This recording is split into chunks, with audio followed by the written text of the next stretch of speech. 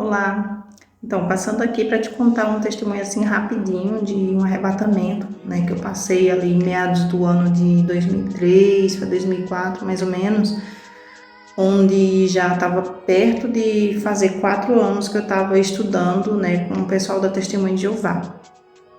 Para quem sabe, a gente na Testemunha de Jeová tem que estudar 4 anos consecutivos, tudo bonitinho, sem interrupção, sem problema nenhum, né, até que possa fazer, né, passar por um processo de batismo. Então, quando estava mais ou menos perto, né, de se concluir esse tempo, aí Deus permitiu que entrasse uma enfermidade, né, na minha vida. Então, eu peguei gripe e a gripe foi e evoluiu para... esqueci. Enfim, minha mente tá assim. Então, comecei a ter febre, né, e foi uma situação bem complicada. Daí teve um dia em especial que eu já estava ali bem debilitada, né, com aquele problema. Aí eu estava sentada na cama, né, e estava cansada, né, e precisava sair do lugar onde eu estava para ir para outro lugar. E tudo bem, né, levantei e dei o primeiro passo. Quando dei o segundo passo para sentar na cadeira, né, na mesa que estava na minha frente, quando deu o segundo passo, o passo que eu dei, né, passei direto. Eu pisei no chão e mergulhei. E eu me assustei muito, porque eu desci e fui descendo, né? Até que eu cheguei num lugar e parei. Quando eu cheguei nesse lugar que parei, eu não vi nada, eu não ouvi nada, eu não senti nada. Era só um escuro muito grande, né? Uma densa escuridão. Então eu fiquei ali assustada, né? E daí eu me perguntei, eu digo, meu Deus, né? Me perguntando, mas perguntando para Deus, né? Onde que eu estou? E eu ouvi aquela voz, né? Como de alguém que estava comigo, que normalmente, né, em visão, em sonho, essas coisas assim, quando é algo, né, sobrenatural, é sempre assim, né? Aquele alguém que tá comigo, tá me acompanhando, tá me guiando, tá me levando. Então aquela pessoa, aquela presença que estava comigo, disse assim, aqui é o inferno. E aí eu tomei outro susto, né? Eu digo, o inferno. Mas por que eu tô no inferno? Eu não estava estudando, né, buscando a Deus direitinho, já estava tudo que chegou ao meu conhecimento de coisa que eu estava fazendo errado, que estava desagradando a Deus. Eu tirei com o máximo de velocidade possível. Assim, o que eu mais tive dificuldade nessa época foi com a questão do casamento, né, que eu estava vivendo antes de chegar ao conhecimento, né, eu estava vivendo junto. E o companheiro em questão, ele não queria casar, ele me deu mil desculpas, então para mim foi mais difícil. Então quando eu vi que ele realmente não queria, então o que me veio na mente? Eu digo, não posso pegar a minha salvação e colocar na mão dessa pessoa, porque ele não quer, né, ele não está se preocupando com a salvação dele, ele não se salva, nem tem o poder de me salvar. Então, vou pôr um ponto final nesse negócio, porque eu não quero ir para o inferno, eu não vou para o inferno.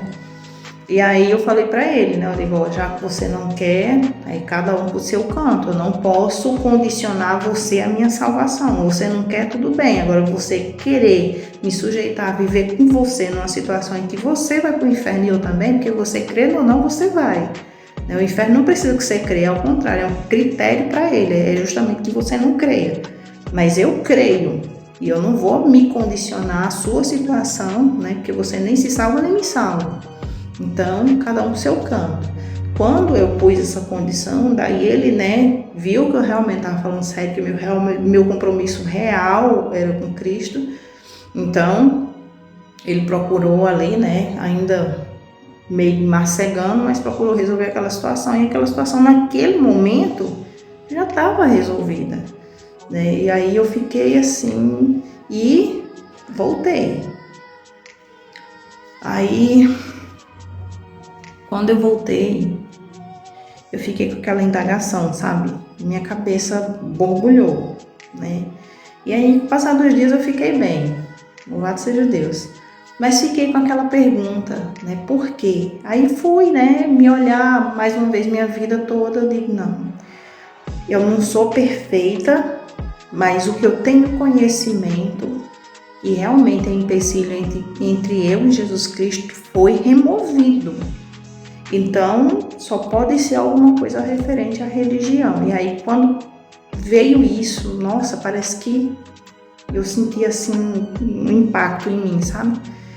E uma certeza de que realmente era aquilo. E aí, o coração fechou, tudo travou acerca daquilo, sabe? Quando seu coração fecha para um assunto assim, você não sabe explicar. Mas ainda assim eu fiquei com o pé atrás, né? Porque a carne da gente é terrível. Daí eu comecei, né, a querer olhar a religião por outros olhos, né, com outros pontos de vista, e comecei a pesquisar sobre a religião. E foi aí onde começou os meus olhos realmente se abrir. Eu comecei a ler a Bíblia, sem ser necessariamente através das brochuras, né, como são chamadas, as revistas, né, aquelas revistinhas que eles entregam pra gente na porta quando a gente recebe eles. Eu não sei se eles continuam essa prática, porque há muito tempo que eu não tenho contato mais. Mas na época eles entregavam aquelas revistinhas que eles chamam de brochuras, e tem outros livros também que o estudo é chamado de linha de raciocínio, né? E normalmente essa linha de raciocínio é vinda da torre de vigia, ou seja, tem alguém lá que pensa por a pessoa, por o estudante, né, que está com ele lá. A pessoa não pega a Bíblia e vai ler a Bíblia na guia do Espírito Santo, que eles negam que tenha esse poder, né, de manifestar dom, né, de orientar, de falar o nosso coração, de nos guiar, né? Então, no meio deles isso não existe. Eles seguem uma linha de estudo, é como se fosse uma faculdade mesmo carnal comum qualquer. E você tem que ler dentro daqueles parâmetros. Eu comecei a sair daquilo, digo, esse fulano lá, né, pode ler e Deus pode abrir a mente dele, por que não pode a minha? Já que o véu se rasgou, né? Já vinha na minha cabeça, já que o véu se rasgou. Então eu comecei a ler fora da linha de raciocínio e comecei a ver uma série de coisas que confrontava, ia de frente com o que eles ensinavam. E dali então eu fui só tendo certeza e mais certeza e mais certeza dentro da palavra, né, que aquela religião, ela de maneira nenhuma poderia me conduzir verdadeiramente ao caminho de Jesus Cristo. Eles falam em Jesus Cristo? Falam. Mas, para quem passou por lá e teve a felicidade de sair, entende que é um caminho de pura distorção. De verdade, a gente não é alcançado. A gente é enganado da pior maneira, a gente é conduzido ao inferno da pior maneira possível, que é através do engano. Faz com que a gente acredite que está chegando a Deus, que tenha intimidade com Deus, mas enquanto isso está nos afastando de maneira brutal da presença de Deus através de falsos ensinamentos, né? Então, essa foi a maneira que o próprio Deus, né, usou para poder me alertar sobre aquele caminho errado, né, com aquela religião que eu estava seguindo. E eu precisava muito da intervenção de Deus, porque se fosse alguém que viesse para falar comigo, certamente ia trazer algum motivo, né, que a gente não consegue levar em consideração. Se não tiver base, se não tiver fundamento, e a maioria das pessoas, dos cristãos, infelizmente, não andam com base bíblica e nem com fundamento bíblico, apenas com questões e opiniões pessoais, né? E isso não convence. O que convence é a palavra de Deus, o que convence é o Espírito Santo.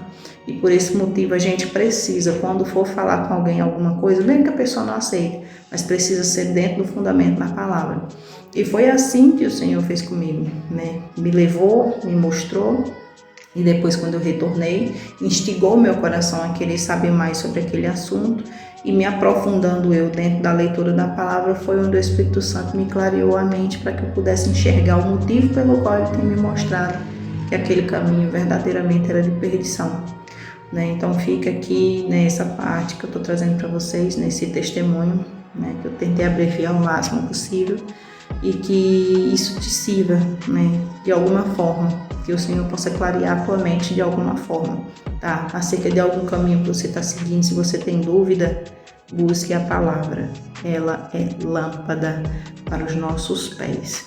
E o Espírito Santo é o azeite que faz com que ela tenha significado, com que ela tenha sentido, com que ela realmente clareie a nossa mente. Porque se a gente abrir a Bíblia sem o Espírito Santo, a gente lê, mas não entende. Mas na presença do Espírito Santo, ele consegue trazer o fundamento da palavra para dentro do nosso coração e assim ele transborda para a nossa vida. Que Deus te abençoe. A graça e a paz de Deus seja sobre a sua vida e sobre a sua família, no nome do Senhor Jesus.